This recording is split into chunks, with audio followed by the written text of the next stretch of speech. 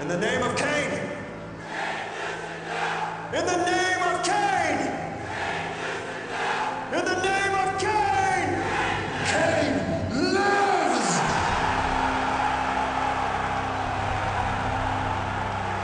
Rule of thumb, Hassan. You can't kill the Messiah.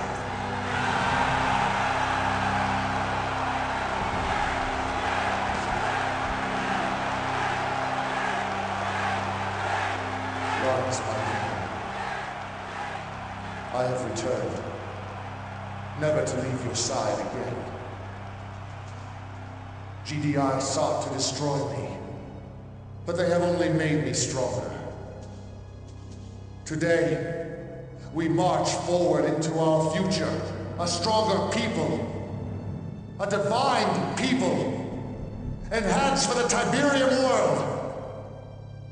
The time has come to claim this world as our own. The time has come to destroy GDI. One vision, one purpose. Peace through power. Peace through power. Peace through power.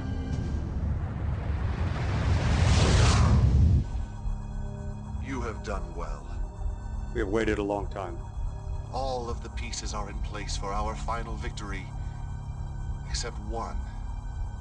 Our temple at Sarajevo must be recaptured. GDI is excavating and is getting dangerously close to something they must not discover. General Vega is attempting to reach the site from the north. Once you have recaptured the temple, I will give you further instructions. GDI has made Sarajevo secure territory. Destroying their comm center here will prevent them from alerting command as well. If we start from the south, we can cut off their reinforcements. There's no time to start in the south.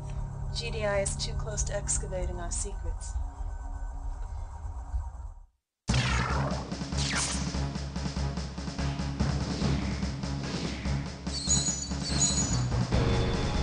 Taking out this weak GDI position will allow us to reclaim our Sarajevo temple without interruption.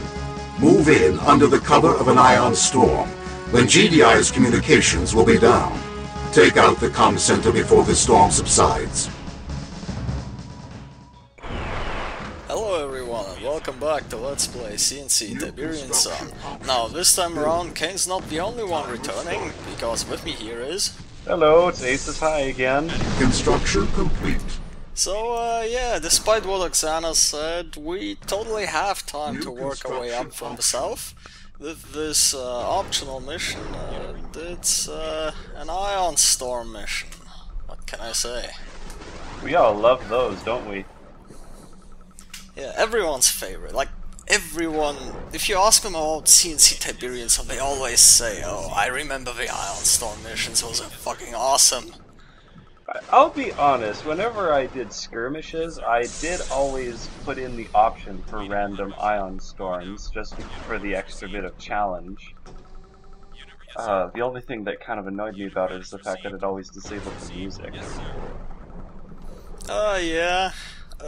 Halfway through, actually not halfway through, like 5 minutes through, I got bored with it and enabled it manually. New construction options.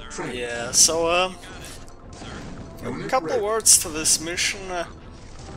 It's actually surprisingly difficult and pretty hectic for where it is in the game, considering this is like the 5th or so mission in the North campaign.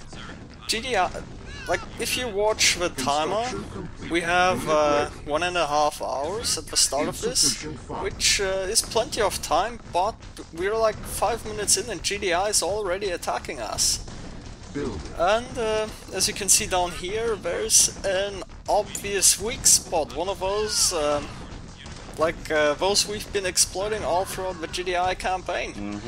So, of course we're gonna put all our power plants down there. Well, the other thing too with this mission is that GDI starts out pretty well stocked. Yeah, they They have a bunch of units, they have a pretty big base, they even have some relatively advanced technology like RPG towers, which yeah, makes that's right. yeah, but that makes assaulting them their base directly through this bridge pretty well, let's just say it's not advisable. Oh, jeez. I've been playing a lot of StarCraft over the past couple weeks, so coming back and watching this stuff is just really pointing out how different Command and Conquer is to other RTS games. Yeah, I mean, considering this was like the original RTS, or I mean, the original CNC was like the original popular RTS. I guess the very original was Dune. Yeah. You'd think there'd be more games which tried to be more like this. Instead, most of them kind of went after the Warcraft and StarCraft. But I mean, I think that mostly has more to do with multiplayer. It just worked out a lot better. I always liked CNC multiplayer. I don't think there's anything bad to be said about it. By the way, in case you're thinking of it, you can blow up that bridge, but with tick tanks it takes a long time, and GDI will usually just repair it. But in fact, later on I blow up one section and like literally 10 seconds later the GDI will have repaired it already.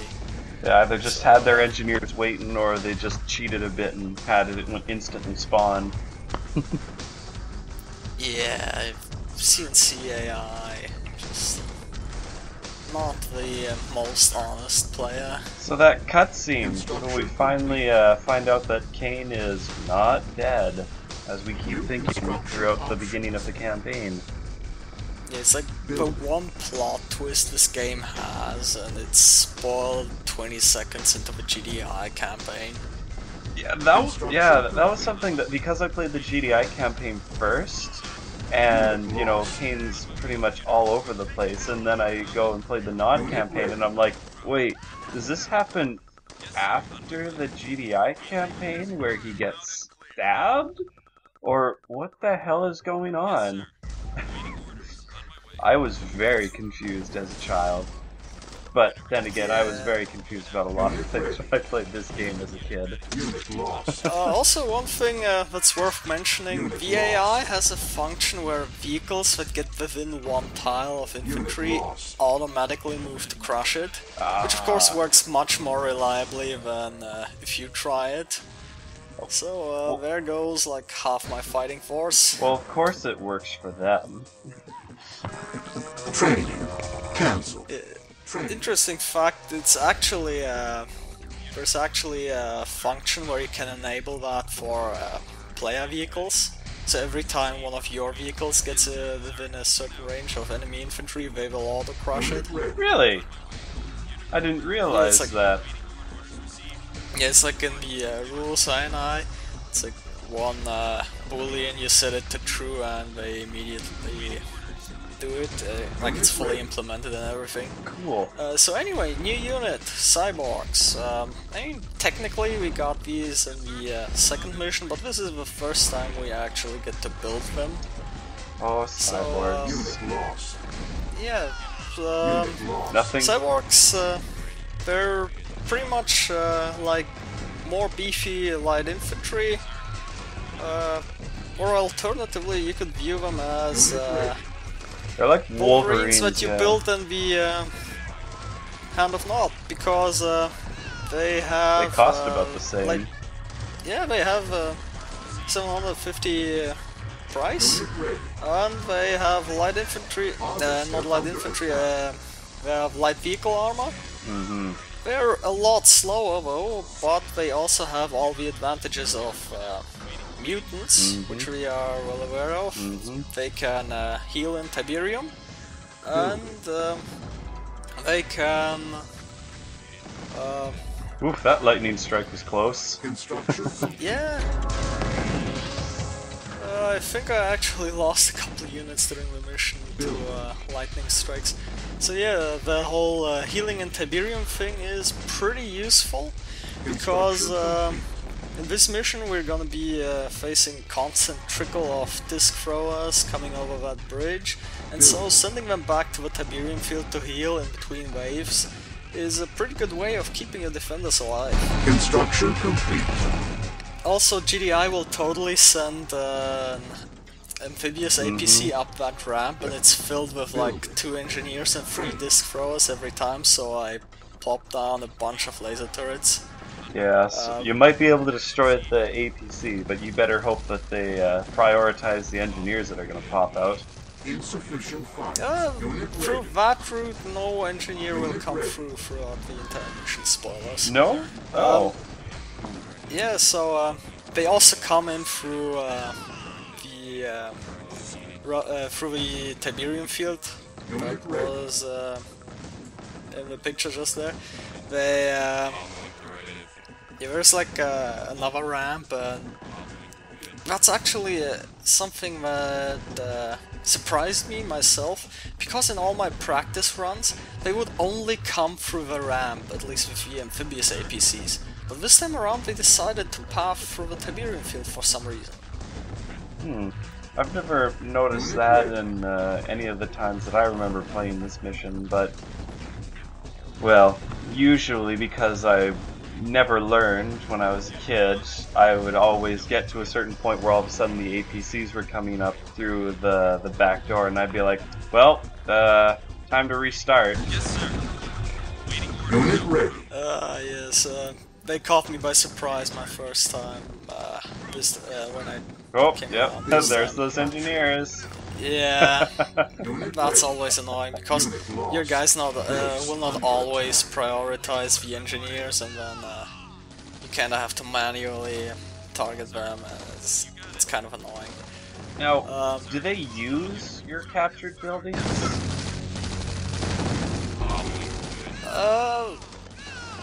I wanna say they do. I think it happened in one of my practice runs, but they don't seem too vigilant about it, so it's not a big problem.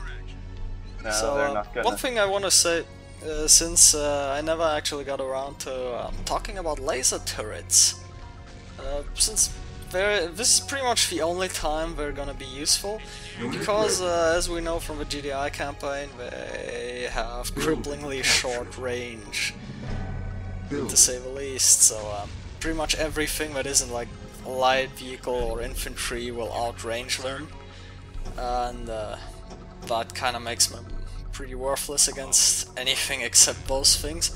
But if, say, an amphibious APC tried to rush a wall of laser turrets, it would get within range and it would take pretty good damage, because laser turrets actually have pretty good rate of fire and pretty good damage, and they also have the special laser warhead, which completely ignores any armor the target might have.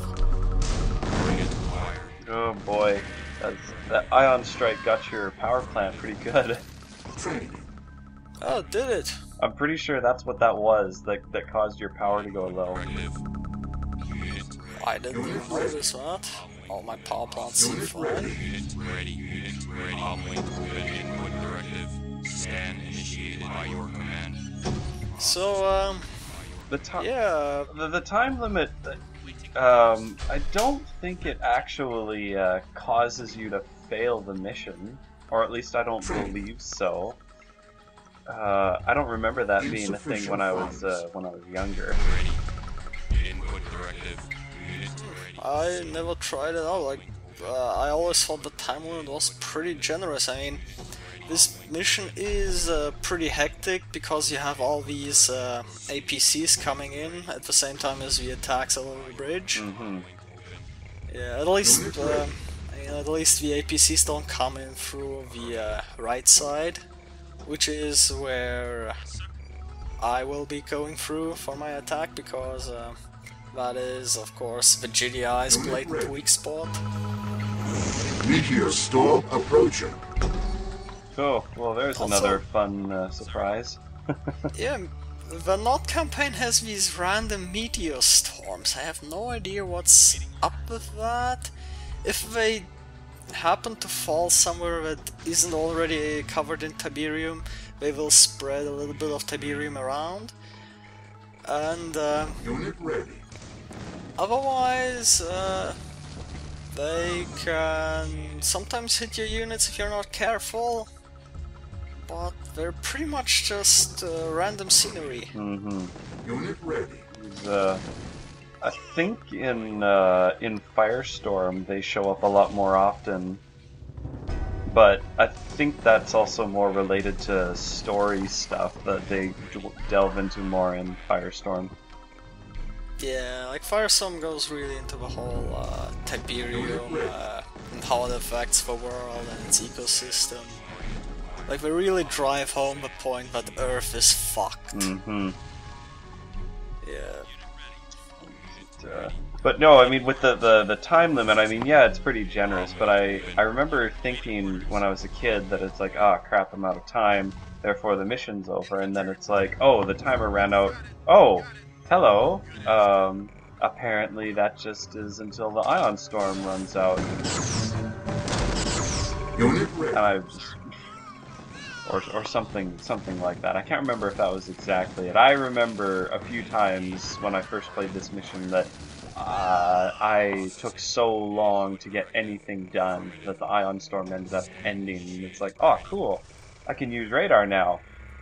Oh, but then again, so can the enemy. Well, the enemy doesn't really use radar. I mean, the AI doesn't really need it so much as you do. It's actually kind of one of my gripes with this particular mission, because like I said, it's really hectic. You have all these guys coming in from all these directions, and to top it all off, you don't even have a radar. Also, I think for some reason these guys disembarked from an APC and they just must went have. on foot. They kind of bugged out there. I don't know what happened there. Something to mention about cyborgs. If they are reduced to 0 health, they don't actually die. They just get their legs blown off. And then they will crawl around with like a little bit of health left. And well, reduced speed, which is actually a bit of a problem because well, they aren't exactly fast to begin with. Oh, wow. That engineer is, looks like you were pretty close to losing your construction yard there. They don't actually go for the construction yard, Yeah, luckily. it's weird. Yeah, I think they go for the most valuable building, like by monetary value, so they'll always try to go for the war factory if you have one. Also, as I recall, that APC there is empty because that's the one they disembarked from. Yeah, wouldn't be surprised. It's a suicidal APC now. His Yeah, people probably left, figured- so he has nothing left to live for. Yeah, probably just figured might as well commit suicide by cyborg. So, I can't remember, do attack cycles require the radar tower to be built? Or do we just not have... Obviously they do not, because I didn't actually build a radar tower of this mission. Yeah. I know there are some units, I mean, because jump jet infantry require a radar tower for the GDI. And I think there are some other units, but we'll see them later. Yeah. I just couldn't remember because I know you have attack cycles, but you can't build them. I just couldn't remember if it was this mission or I guess... Right, I can't actually build them, No. I didn't even notice. Yeah, well, apparently they do, because, well, yeah, I mean, attack cycles aren't really that useful, so They're good. I didn't really think of building them. They're good for scouting, and they can be useful for aircraft. But Oh, yeah, I think that's about it. I mean, scouting is pretty good, but you only need one of them for that, and usually you start out with at least a buggy or one attack cycle, and that's enough. And I mean, so you don't really need to build them. And aircraft, the Orca fighter isn't really that big of a deal. Whereas the Orca bomber, you probably should have some heavier air defenses than attack cycles. By that point in the game, at least. Like I said, their uses are kind of limited, especially compared to the attack cycles in Tiberian Dawn. They were well, they had more uses in that game. Well, I don't really remember much about Tiberian Dawn. I never actually played it as a kid. I only played it when I got it as part of the first Decade bundle. And I only remember thinking that it was kind of terrible. Well, talking about a game that was made in, what, like 93 or 94 or something like that, so... Yeah, I mean, it was pretty good for its time. I mean, it was like 1991, I think. I don't think it was that old, because it was one of the ones that you could get a Windows you could get a Windows 95 version when it was brand new. You could get it for either MS-DOS or Windows 95. So it must have been around 93 or 94 that it came out. Also, because I think Doom 2 was 90 or 91. Yeah, I don't really remember the numbers myself. It's just, well, I think it hasn't aged very well at all, so... I would agree for Tiberian Dawn. I definitely think Red Alert was actually better. Yeah, it was kind of a theme. I mean, throughout CNC, the Red Alert titles were just better because, well, I mean, they did have the privilege of well, being released later, so I actually benefited from all this, from all the innovation and whatnot that they tried out in the Tiberian series. Anyway, speaking of Tiberian series, there is this RPG tower, but we can safely ignore it because once we take out this radar dish, the mission ends. Oh, that's right.